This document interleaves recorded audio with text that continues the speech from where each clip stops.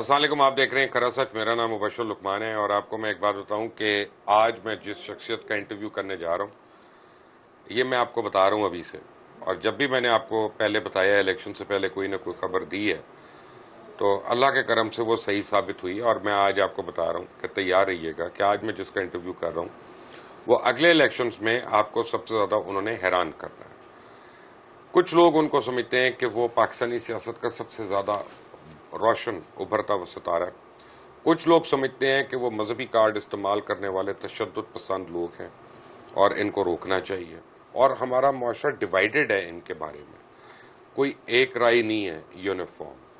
لیکن ایک بات صحیح ہے کہ جب علامہ خادم حسین رضوی صاحب کا انتقال ہوا تو اس وقت تحریک لبیک پاکستان جو تھی وہ توڑ پھوڑ کا شکار ہو گئی۔ لوگوں کا خیال تھا کہ اب یہ بٹ جائے گی اور بڑے فیکشنز بن جائیں گے، اور ان کے صاحبزادے جو تھے علامہ سعد رضوی صاحب سے، ان سے بڑے بڑوں کو امید نہیں تھی کہ وہ جماعت کے امور کو اس طرح سے سنبھال لیں گے، لیکن انہوں نے کیا۔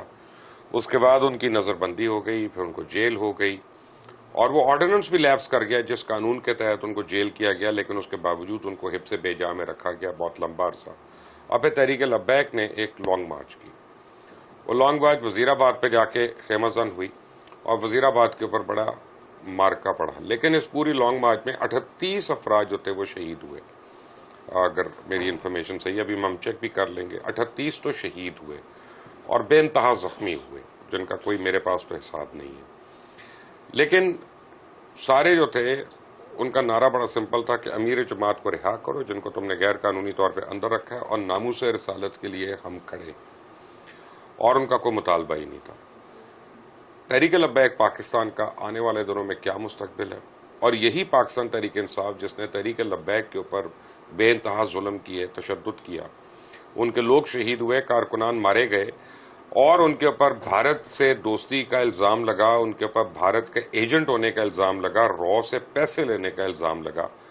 آج وہ دیکھ رہے ہیں کہ کیسے وہی رہنما تحریک انصاف کے در بدر بھاگ رہے ہیں، اور پنجاب پولیس ان کے ساتھ کھیل کھیل رہی ہے۔ علامہ سعد رضوی صاحب، السلام علیکم۔ جی وعلیکم السلام۔ پہلے تو بڑا شکریہ کہ آج آپ نے مجھے ٹائم دیا۔ آپ کا شکریہ، آپ تشریف لائے۔ علامہ صاحب، کیسے دیکھ رہے ہیں آپ ملکی حالات کو اس وقت، جو لانگ مارچ ہو رہی ہے، سب کچھ ہو رہا ہے؟ ملکی حالات تو شروع سے ایسے ہی ہیں، جب بھی کسی کو اپنے مفادات کے لیے کوئی ضرورت پڑتی ہے تو وہ نعرہ لگا لیتا ہے، یا کوئی نظریاتی طور پر باہر نکلتا ہے تو وہ ایک اپنے ساتھ لوگوں کو اکٹھا کرتا ہے، یا ہم ذہن بناتا ہے، یا ہم نوا بناتا ہے، روڈ پر آ جاتا ہے۔ ملکی حالات اگر جمہوریت کسی ملک میں ہو اور اس میں احتجاج ہو رہے ہوں تو ملکی حالات ٹھیک ہوتے ہیں، کوئی مسئلہ نہیں ہوتا۔ احتجاج کیونکہ جمہوریت کا حسن کہا جاتا ہے، اور لانگ مارچز بھی اسی کا حصہ ہیں، تو ملکی حالات تو بالکل ٹھیک ہیں۔ ہاں، جن لوگوں نے اپنے دور اقتدار میں ظلم کیا، آج ان کو کچھ اس کا حصہ مل رہا ہے تو ان کو اس سے پریشان نہیں ہونا چاہیے بس۔ لیکن ابھی پرسوں میں حیران ہو گیا، ایک پولیس کانسٹیبل بیچارہ شہید ہوا اور اس کا تمسخر اڑایا جا رہا ہے اس کی شہادت کا۔ یہ کتنے دکھ کی بات ہے، اصل میں تو آرڈرز پہ عمل کر رہے ہیں۔ جی بالکل مبشر صاحب، بات یہ ہے کہ وہی لوگ جب ہمارے ساتھ کچھ ہو رہا تھا تو ادھر سے کچھ پولیس والے جان بحق ہوئے تصادم کے نتیجے میں، تو وہ پہلی صف میں کھڑے ہو کر، بلکہ ان کا دل کر رہا تھا کہ ہم امامت کروائیں جنازے کی، ایسے اظہار کر رہے تھے، اور ان کے بچوں کے ساتھ آج جب ان کے ساتھ یہ واقعہ پیش آیا تو وہ ان کی مذمت بھی نہیں کر رہے، اس قتل ناحق کی مذمت بھی نہیں کر رہے۔ تو یہ دورہ معیار ہے، کم از کم میانہ روی رکھنی چاہیے۔ اگر ہمارے ہاں تصادم میں کسی کی کوئی جان چلی گئی تھی تو وہ ایسے ہی تھا جیسے اب چلی گئی ہے۔ کوئی یہ صاف ظاہر ہے ایک موب ہوتا ہے، ایک طریقہ مطلب اشتعال اٹھتا ہے اور چیزیں ٹکرا جاتی ہیں، لیکن اس وقت تو یہ صورتحال تھی کہ جی وہ بیوہ ہو گئیں، ان کے بچے یتیم ہو گئے، تو آج بھی صورتحال وہی ہے۔ لیکن آج وہ کہہ رہے ہیں کہ یہ کیا ہوا، کوئی نہیں، وہ کوئی ڈاکو پھڑن گیا سی، تو مثلا ڈاکو نہیں پکڑنے گیا تھا، کم از کم وہ تحریک انصاف کے ذمہ دار یا ایکٹیوسٹ کو گرفتار کو کرنے گیا تھا، یہ تو آپ کو ماننا چاہیے۔ آگے سے جو کچھ ہوا، یہ ہم موازنہ نہیں کرتے کہ ہمارے گھروں میں بھی ایسے ہی آئے، لیکن کسی نے ایسی حرکت نہیں کی، نہ کسی کو ضرورت پیش آئی۔ اور میں یہ سمجھتا ہوں کہ یہ جو پولیس کا کسی بھی سیاسی آدمی کے یا کسی کے گھر کو بھی پھلانگنا یہ مناسب نہیں ہے، کیونکہ ایک تو یہ ہے کہ اس کے گھر کی چادر اور چار دیواری کا تقدس کی پامالی، دوسری ایک بڑی بنیادی وجوہات ہیں کہ پولیس میں بھی اچھے اور برے لوگ موجود ہوتے ہیں۔ ہمارے وہ لوگ جن کے گھروں کو پھلانگا گیا، آج بھی وہ لوگ موجود ہیں جو معاشی طور پر مستحکم نہیں ہو سکے دوبارہ، کیونکہ ان کے درازوں میں سے ان کی پیمنٹس پڑی ہوئی تھی، جنہوں نے لینا دینا جو بھی گھر میں رکھا ہوتا ہے ہر انسان نے، وہ سارا کچھ لے گئے. تو یہ اس لیے ہم اس کی حوصلہ افزائی نہیں کرتے، لیکن کم از کم ان لوگوں کے کہتے ہیں کہ وہ جو قتل ناحق ہوا ہے اس کی آپ مذمت تو کریں. اچھا جی، آپ الیکشنز کب دیکھ رہے ہیں؟ آپ تو اتنے بڑے بڑے جلسے کر رہے ہیں. کل بھی بھالپور کا میں جلسہ دیکھا، بڑا، یعنی اگر آپ کے اپوزیشن میں ہوں تو بڑا خوفناک جلسہ تھا. اتنا بڑا بھرپور جلسہ میں نے تو نہیں دیکھا وہاں پہ. تو آپ لوگ کب سوچ رہے ہیں الیکشنز ہونے کا؟ دیکھیں، ہم تو یہ سوچ کر بیٹھے ہیں کہ الیکشن جب بھی ہوں ہم تیار ہیں. اب باقی الیکشن تو اداروں کا کام ہے. ہم پریڈکشنز کریں کہ آج کل پرسوں، یہ تو اداروں کا کام ہے. کسی کو یہ معلوم نہیں تھا کہ رجیم چینج ہوگا اور یہ ایسے ہو جائے گا. تو الیکشن کی بھی کوئی میرے خیال سے ابھی تو مقررہ وقت اور مدت نہیں ہے، لیکن جیسے جیسے حالات بنیں گے الیکشن کے تو اس کے لیے تحریک لبیک خود کو تیار کر رہی ہے اور تیار کری ہے میدان عمل میں. لیکن تحریک لبیک کے پاس ایک پرابلم ہے نا. آپ کے پاس پچھلے الیکشن میں نے دیکھا تھا کہ کسی مسجد کے آپ امام کو اٹھا کے، امام مسجد کو آپ نے ٹکٹ دے دیا پکڑ کے، لیکن وہ نہ پیسہ لگا سکتے ہیں، نہ برادریوں میں اثر رسوخ ہوتا ہے. تو ووٹ کیسے لیں گے؟ اچھا، آپ نے بات کی امام مسجد کو ٹکٹ دینے کی. بالکل امام مساجد کو بھی ٹکٹ دینی ہوگی، لیکن ہمارے قائد نے ہمارا ایک نظریہ بتایا تھا کہ ہم پیچھے رہ کر کام کریں گے اور ان لوگوں کو لے کر آئیں گے جو اس کے اہل ہوں. تو اہل لوگ آج بھی آگے ہیں، ہم ان کو ٹکٹ دینے کے لیے تیار ہیں. یعنی کل فواد چودھری کو مل جائے گا ٹکٹ آپ کے پاس؟ نظریاتی تو ہونا ضروری ہے نا. نہیں، وہ تو کسی نظریات کا نہیں ہے، وہ آپ کے نظریہ کا کیسے ہوگا؟ جی، وہ تو مطلب. اور ہم ان لوگوں کو ٹکٹ دینے کے لیے تیار ہیں، لیکن یہ اگر بات آپ کریں کہ پیسہ ہونا ضروری ہے الیکشن کے لیے، تو اس پر تحریک لبیک یقین نہیں کرتی. نہیں، وہ ٹھیک ہے، لیکن آپ سمجھ رہے ہیں کہ جو میں بات کر رہا ہوں کہ اب ٹھیک ہے آپ کو کروڑوں کی ضرورت نہیں، لیکن بہرحال کو 4 گاڑیوں میں پیٹرول ڈالنا ہے، گاڑیاں چلنی ہیں، موٹر سائیکلیں چلنی ہیں، پوسٹر چھپنے ہیں، کچھ تو چلتا ہے نا. اس کے لیے تحریک لبیک کا چھوٹے سے چھوٹا کارکن اور بڑے سے بڑا ذمہ دار اپنی جیب سے خرچ کرنا جانتا ہے، وہ آپ نے دیکھا ہے. اچھا، اب مجھے یہ بتائیں کہ آپ کو تحریک انصاف کا کیا فیوچر لگ رہا ہے؟ تحریک انصاف کا فیوچر ابھی تاریک ہے، بہت سارا تاریک ہے. اچھا، تاریک کا مطلب بتائیں مجھے. تاریک اندھیرے کو کہتے ہیں. اچھا، انہوں نے جو رستہ چنا ہے وہ اندھیرے کا رستہ ہے. جمہوریت کی اگر وہ نام لیتے ہیں تو آپ نے ایک فرانس کو للکارا تو انہوں نے پورے امریکہ کو للکار دیا ہے، تو اب ان کا مستقبل وہ وقت گزر گیا ہے جب للکارنے کا وقت تھا.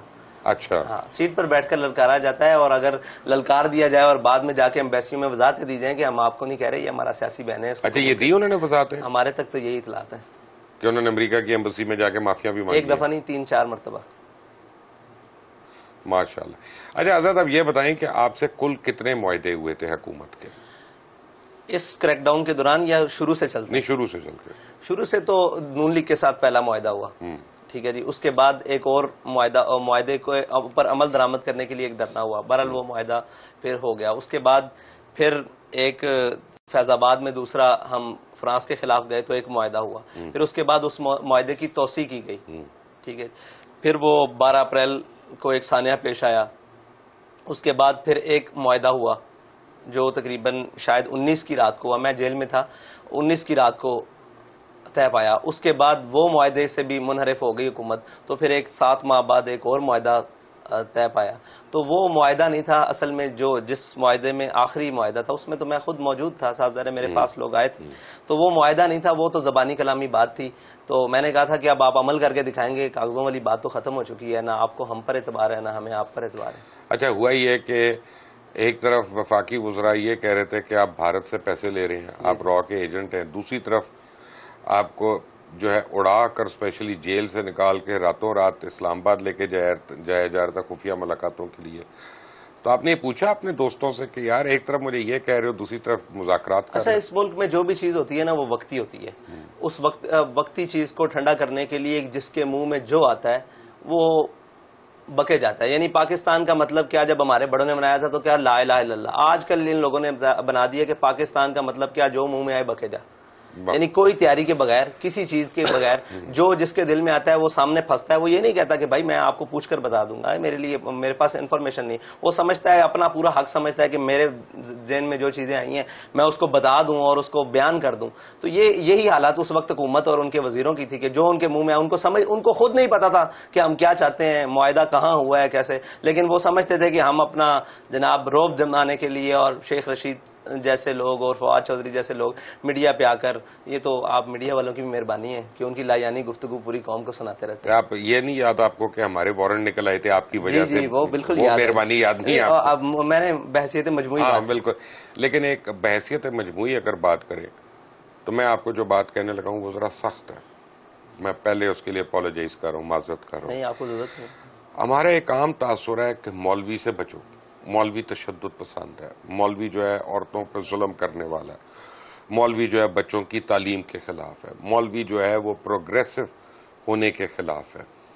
اور پھر ہمیں تو ایک عام آدمی کو پتہ نہیں چلتا کہ جی یہ دیوبندی ہے، یہ اہل حدیث ہے، یہ اہل سنت ہے، یہ اہل تشیع ہے، یہ بالکل نہیں پتہ. تو جب ہم مولوی کو دیکھتے ہیں ہم سب کو ایک ساتھ کر دیتے ہیں. ٹھیک ہے، اب اس میں طالبان آ جائے، اس میں تحریک طالبان آ جائے، اس میں تحریک لبیک آ جائیے، وہ تو اس چیز کا اور اس کم علمی کا آپ کو نقصان ہوتا ہے؟ دیکھیں ہمیں ذاتی حیثیت میں تو کبھی نقصان نہیں ہوتا ان ساری چیزوں کا، لیکن جس تناظر میں یہ ہے، یہ ایک پروپیگنڈا ہے. یہ شروع سے آپ جب سے دیندار کو مولوی کہا جاتا ہے نا، جس نے آپ کے ہاں داڑھی رکھ لی وہ مولوی ہے، وہی آپ اس کو مولوی گنتے ہیں. تو یاد رکھیے گا دیندار آدمی سے نرم کوئی شخص نہیں ہوتا. یہ کہتے ہیں کہ جو عورتوں پر ظلم کیا ہے شروع دن سے لے کر آج تک کوئی ثابت نہیں کر سکتا کہ ظلم کی تفصیل کیا ہے.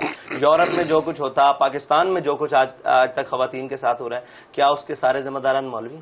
اس ملک کے باغ دوڑ کب مولویوں کے ہاتھ میں ہے؟ ایسے کچھ گھروں میں خواتین بھی کم نہیں کرتی.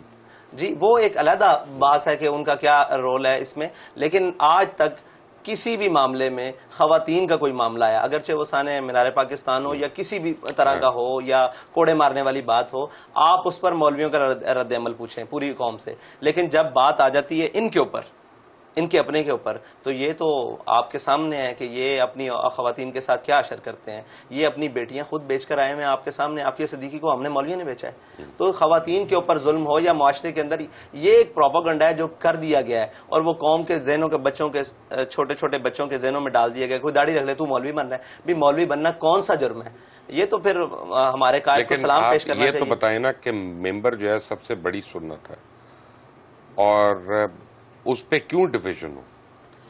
ممبر کے اوپر ڈویژن کیوں؟ دیکھیں خیالات کے اندر ڈویژن ہونا اور بات ہے، اس کے عمل کے اندر ڈویژن ہونا اور بات ہے، لیکن اس کا معاشرے پر اثر کیا پڑ رہا ہے اس کے اندر تو کوئی ڈویژن نہیں ہے. اگر میں کہہ رہا ہوں تو میرا بھی مسئلہ یہ ہے کہ میرا بھی نعرہ یہ ہے کہ میں قوم کی اصلاح کی کوشش کر رہا ہوں. ٹھیک ہے، اگر کوئی بھی میرے مخالف مسلک والے یا مذہب والے کوئی بھی کر رہے ہیں، ان کا بھی مقصد یہ ہے کہ اصلاح کر رہے ہیں. ہاں کس کی اصلاح کتنی پر اثر ہے معاشرے میں یہ دیکھا جائے گا، یہ فیصلہ قوم کے پاس ہے. آپ سے ڈر بڑا لگتا ہے لوگوں کو کہ اگر آپ کو الیکشن جیتنے تھے تو پتہ نہیں آپ کس کس سفیر کو گھر بھیج دیں گے، تو ہم آدھے دنیا سے ہم لڑکے رہیں گے.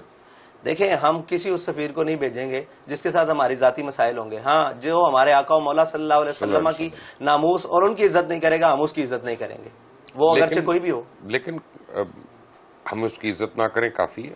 اس کی عزت نہ کریں، اس سے نفرت کا اظہار کریں، یہ بھی تو ضروری ہے. لیکن میرا مطلب ہے کہ ملکوں میں تو لوگ رابطے تو رہتے ہیں نا. اس کو نفرت کا اظہار، یہ جو فرانس والا معاملہ ہے نا، یہ فرانس والا معاملہ ریاستی سطح پر ہوا ہے، اس لیے اس کے سفیر کی ہم یہ لوگوں کو آج تک سمجھ نہیں آیا. جی میں اس لیے کلوار جی یہ جو فرانس والا مسئلہ ہے نا، یہ ریاستی سطح پر گستاخی ہوئی ہے. ہم اس ریاست سے نفرت کے لیے اتنا بڑا یہ اقدام اٹھایا گیا. باقی اگر کسی کا ذاتی کردار ہوتا ہے تو وہ تو وہ مقامی حکومتیں بھی کہتی ہیں کہ ہمارا اس سے کوئی تعلق نہیں ہے. کوئی بھی کہیں دنیا میں، مطلب کسی بھی ملک میں اگر یہ کوئی حرکت کرتا ہے، وہ اگرچہ اسلامی ملک بھی ہو سکتا ہے یا اسلامی ملکوں میں بھی بعض رہنے والے یا کوئی مسلمان بھی کرتا ہے، تو اس کا ذاتی فعل ہے. یہ جو فرانس نے کیا یہ ریاستی فعل تھا. پریزیڈنٹ آف فرانس کا بیان، جی یہ اس ملعون کا مطلب فعل ہے اور اس نے یہ بات کی ہے، تو اس لیے ہم اس کے ساتھ ریاستی بائیکاٹ چاہتے تھے. اچھا میں آپ کے ساتھ ایک وہ یعنی لوگوں کے جلسے تو نہیں میں کہوں گا، لیکن جو عرس کے دنوں میں لوگ جمع ہو رہے تھے آپ کے والد صاحب کے، وہاں پہ میں آیا تھا، تو میں نے جو لوگوں کا دیکھا تھا وہ تو عشق کرتے ہیں آپ سے، وہ تو بڑا پیار کرتے ہیں. تو یہ کیا صرف ناموس رسالت کی وجہ ہے کہ کوئی اور وجوہات بھی ہیں؟ جی نہیں، یہ تو بات سیدھی سیدھی ہے. لوگ ہم پر اعتبار اسی بات سے کرتے ہیں کہ انہوں نے جو بات کی حضور سید عالم صلی اللہ علیہ وسلم کی محبت میں، الفت میں، ان کے عشق میں، ان کی ناموس کے لیے، ختم نبوت کے لیے، اس کے اوپر پیرا دیا. تو یہی وجہ ہے، اور تو کوئی ہمارے ساتھ محبت کرنے کی خاصی وجہ نہیں ہے، نہ ہم اور محبت کے لائق ہیں کسی. ہمارے پاس ایک ہی وجہ ہے، دعا کریں وہ وجہ سلامت رہے. آمین آمین ثم آمین. میں بریک لینی ہے لیکن اس سے پہلے بتائیں شادی کے بعد آپ خوش ہی ہیں نا؟ الحمدللہ لوگوں کو اس سے پہلے بھی خوش تھے، جیل میں بھی خوش تھے. تسلی ہے نا لوگوں کو، آپ زیادہ تو نہیں ڈانٹ رہے نا آپ؟ نہیں، جیل میں بھی خوش تھے، اس سے پہلے بھی خوش تھے الحمدللہ. علامہ صاحب میرے ساتھ ہی ایک بریک کے بعد آتے ہیں. Take a break.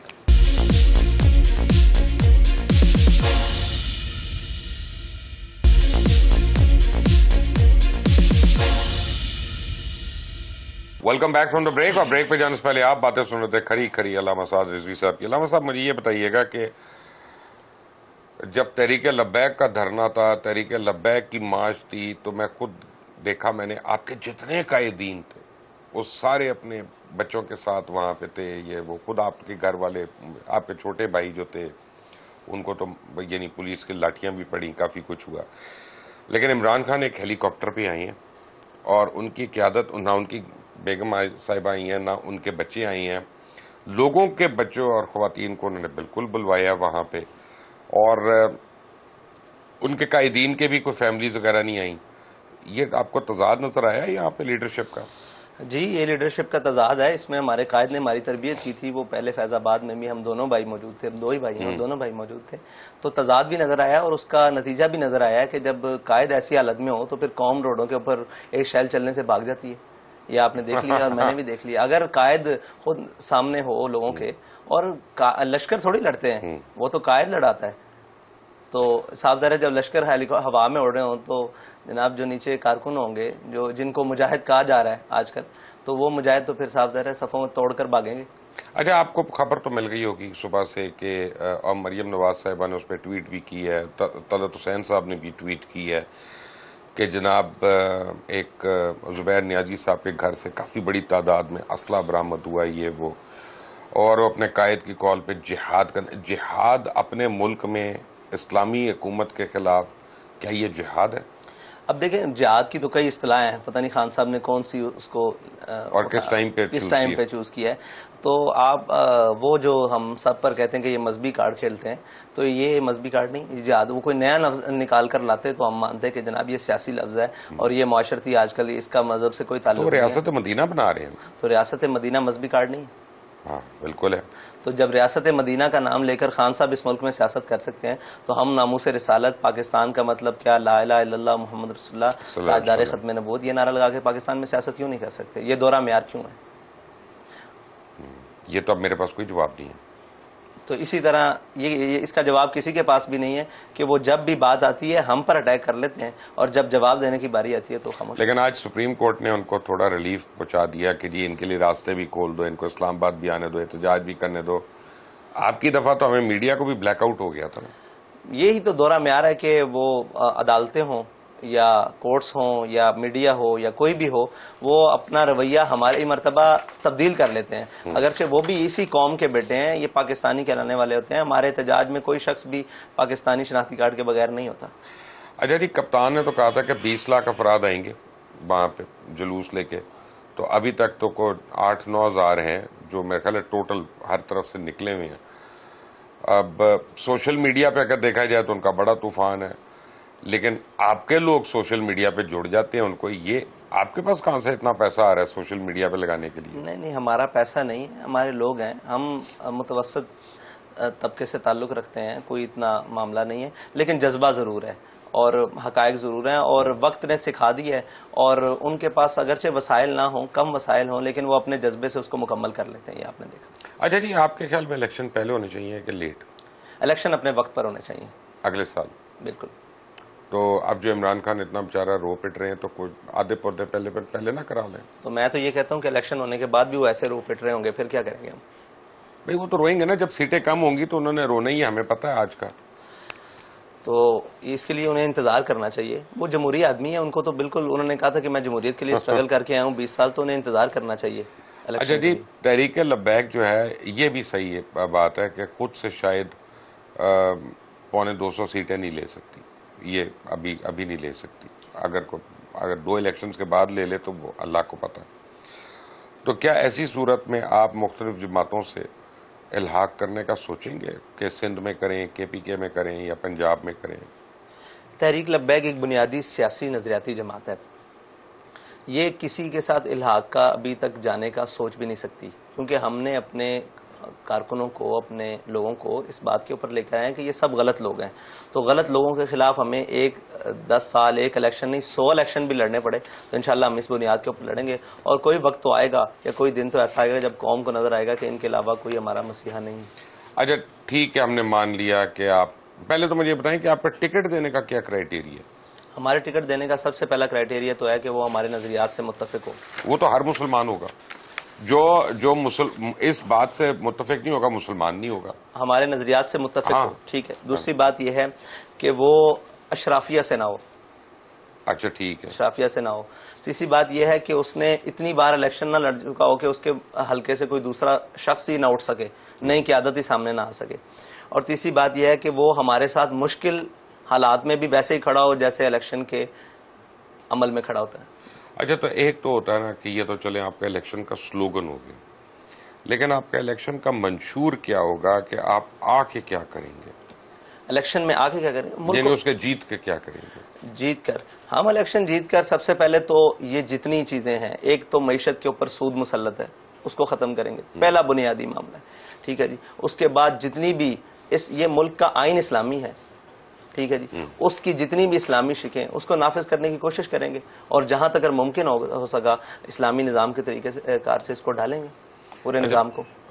مجھے بتائیں کہ اسلامی نظام جو ہے, ابھی ذرا سی ایکٹر کی بات ہے یہاں پہ, کیونکہ ہمارے مسلکی اختلافات اتنے زیادہ ہیں اور فقہی ہمارے اختلافات اتنے زیادہ ہیں کہ کس مسلک کا نظام جو ہے وہ مانا جائے گا. دیکھیں میں آپ کو ایک عرض کر دوں کہ فرض کریں میرا اور آپ کا روزہ کھولنے کا ایک ٹائم نہیں ہے, روزہ رکھنے کا ایک ٹائم نہیں ہے, نمازوں کی تعداد پہ تعین نہیں ہے, تو اب کس کا اسلام مانا جائے گا؟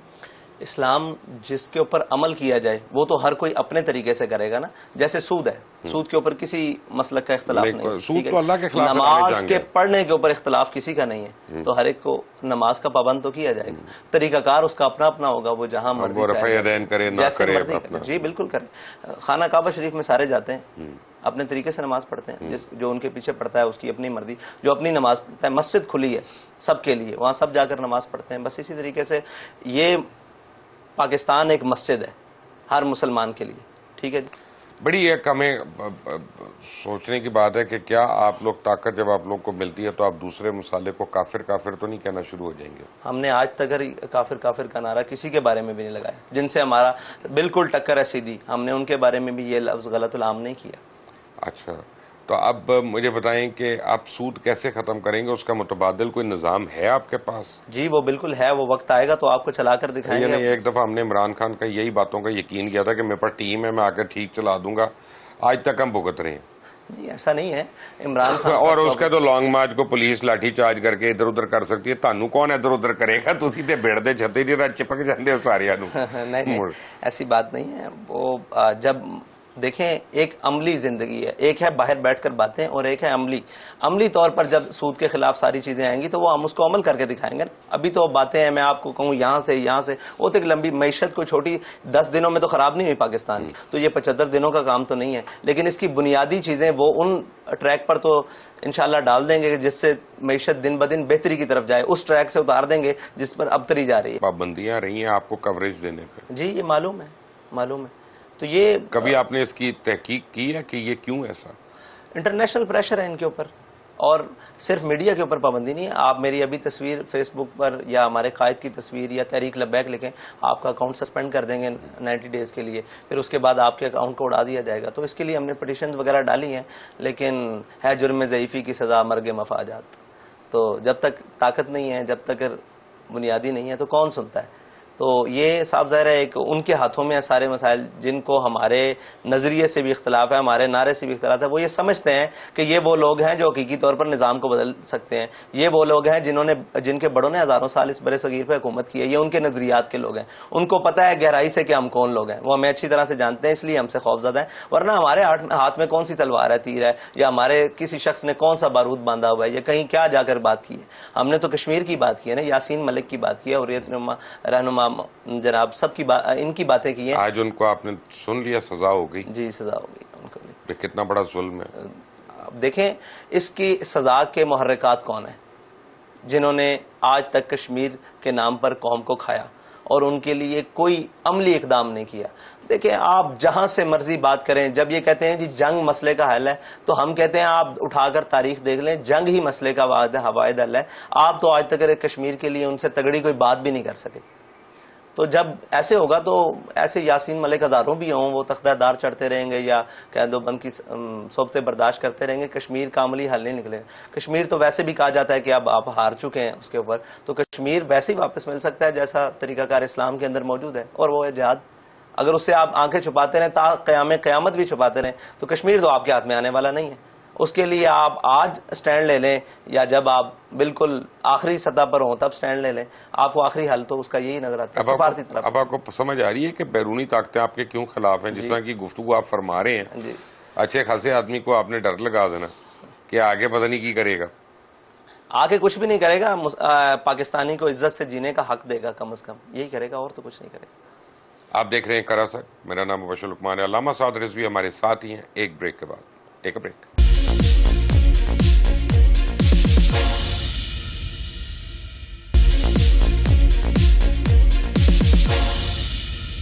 Welcome back from the break. اور بریک پہ جانے سے پہلے آپ باتیں سن رہے تھے تحریک لبیک پاکستان کے امیر حافظ سعد رضوی صاحب کی.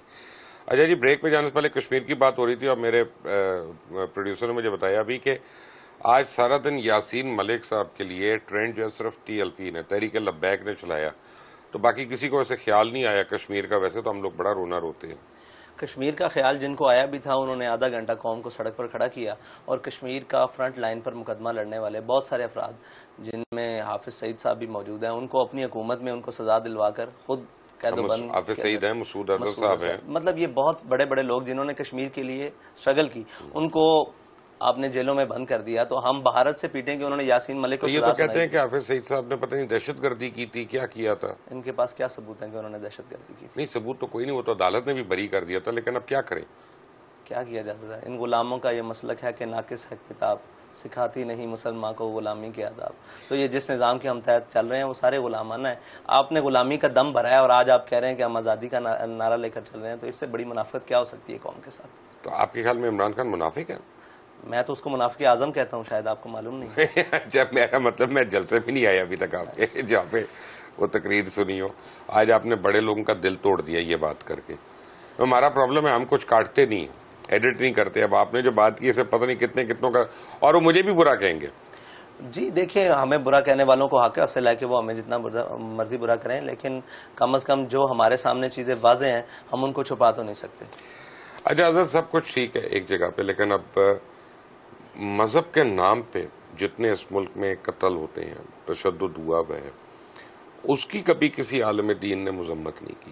یعنی مذمت کی ہے بغیر نام لیے, یا صرف اپنے مخالف مسلک کی ہے.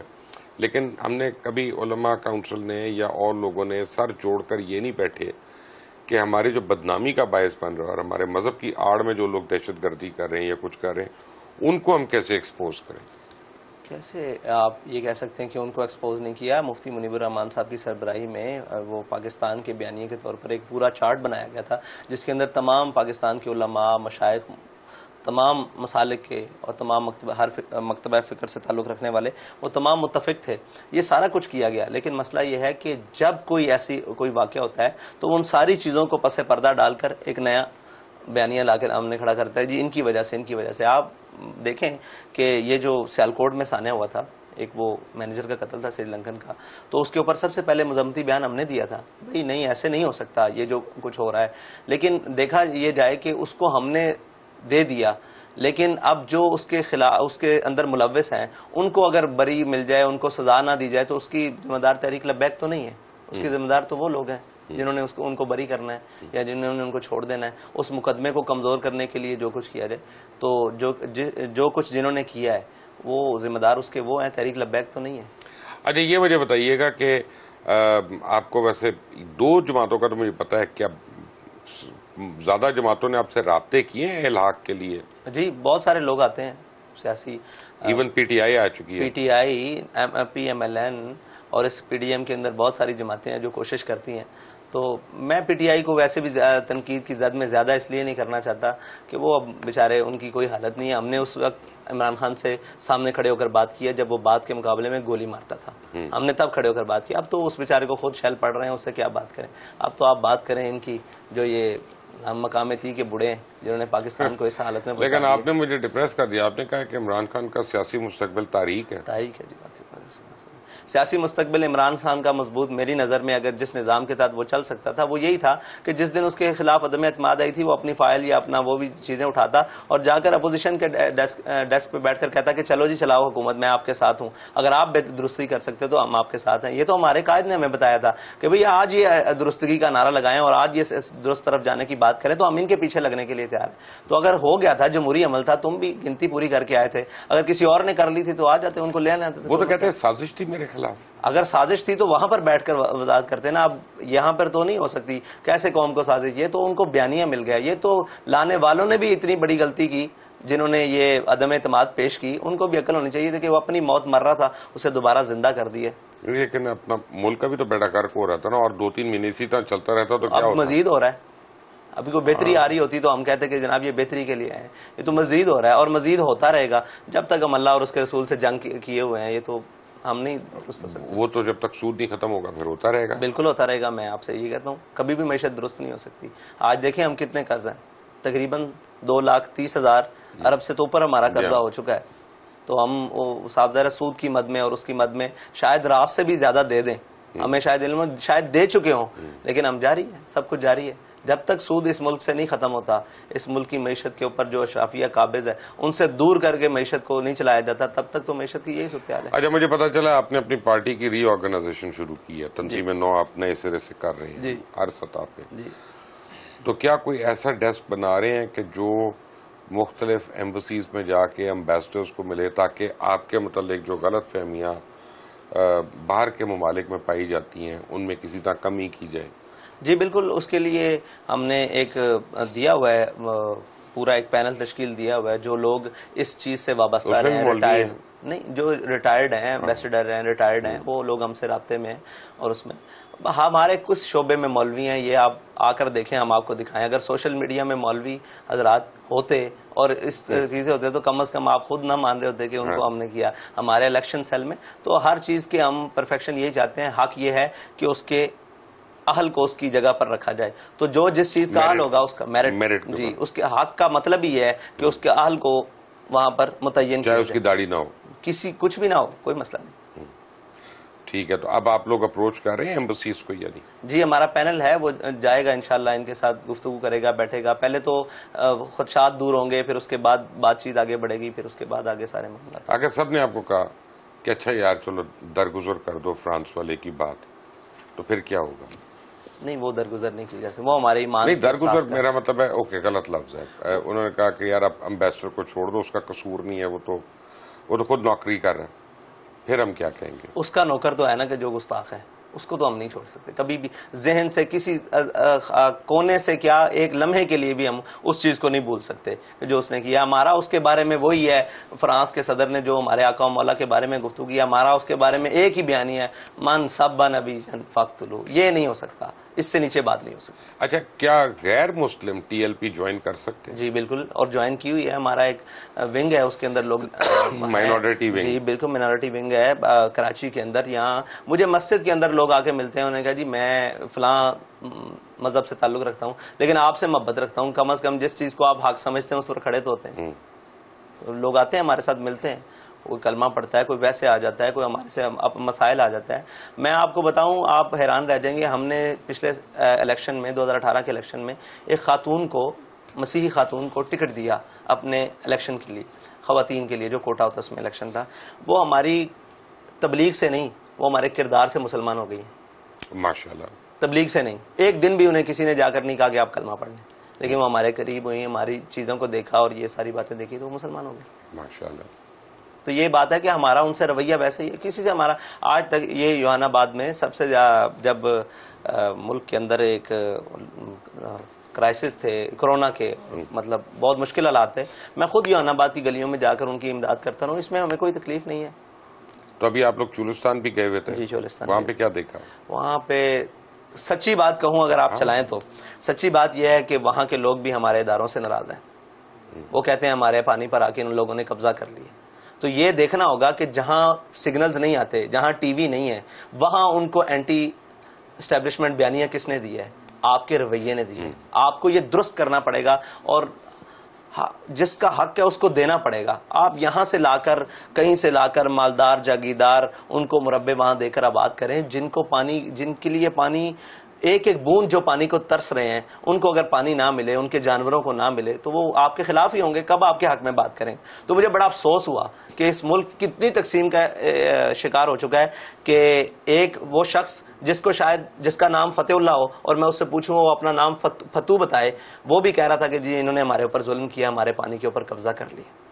تو یہ بڑا میرے لیے ایک عجیب, ان کے حالات بہت برے ہیں. ان کے لیے آج تک حکومتی سطح پر تو کچھ نہیں کیا گیا. ضیاء دور میں کچھ کیا گیا تھا, لیکن وہ آج ساری ٹربائنز اور پانی کے ٹیوبویلز بند ہو چکے ہیں, نلکے بند ہو چکے ہیں. ان کے لیے دوبارہ کوئی کسی آپ لوگوں نے وہاں پہ کیا کام, میں نے دیکھا حافظ سعید کے لوگوں نے کیا, وہاں پہ جماعت اسلامی کے لوگوں نے کیا, لیکن نان مذہبی این جی اوز وغیرہ جو ہیں, وہ میرا جسم میری مرضی والی, ان میں سے کوئی نہیں کیا وہاں پہ عورتوں کی ہیلپ کرنے یا بچوں کی ہیلپ کرنے؟ چولستان ڈیزرٹ ریلی میں جائیں گے, وہاں پر اربوں روپے خرچ کریں گے, وہاں پر تماش بینیاں کریں ریلی پہ جی, اور وہاں پر لاکھوں کروڑوں خرچ ہوں گے اور ایک شامیں منائی جائیں گی, لیکن غریبوں کے مداوع کے لیے کوئی وہ شخص نہیں گیا جس کے دل میں ذرا سا بھی انسانیت کا کوئی درد ہو. آپ ان کی حالت دیکھیں, ان کے جانوروں کی حالت دیکھیں, ان کی اپنی جسمانی ساخت دیکھیں, تو انسان کو کسی نہ کسی طور پر ان پر رحم آ ہی جاتا ہے کہ یہ وہ. تو الحمدللہ ہم نے جو بھی ان کی امداد کی وہ کیمرے کی آنکھ سے ہٹ کر کی ہے.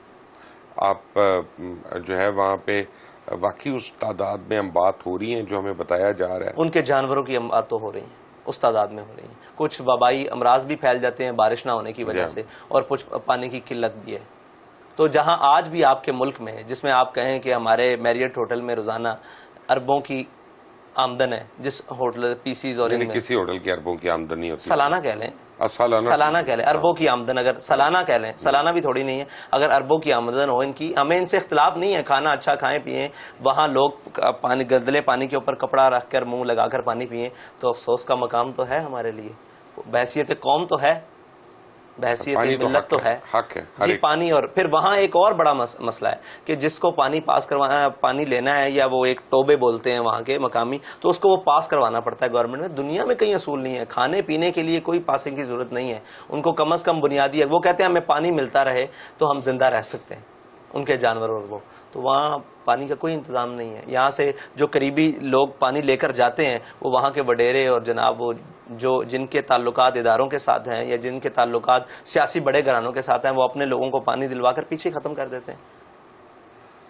حضرت آپ کا بہت بہت شکریہ, آج آپ نے وقت دیا.